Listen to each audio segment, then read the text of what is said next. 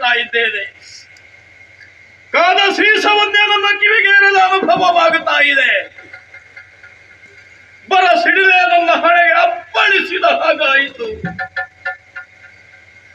ಲೋಕ ಮಾತೆಯಾದ ಸೀತಾದೇವಿಯ ಚಾರು ಚರಿತೆ ಏನು ಎನ್ನುವುದನ್ನು ತಿಳಿಯದವನೇ ನಮ್ಮಣ್ಣ. ಹಿಂದಕ್ಕಾದರೆ ರಾವಣಾದಿ ಖಳರನ್ನು ಸಂಹರಿಸಿ ಸೀತಾಮಾತೆಯನ್ನು ಪರಿಗ್ರಹಿಸುವ ಸಂದರ್ಭ ಆ ತಾಯಿಗೂ ಅಗ್ನಿ ಪರೀಕ್ಷೆಯೊಂದು ಎದುರಾಗಿತ್ತು. ಆ ಕಾಲಕ್ಕೆ ಧಗಧಗಲೆ ಉರಿಯುವಂತಹ ಪಾವಕವನ್ನು ಹೊತ್ತು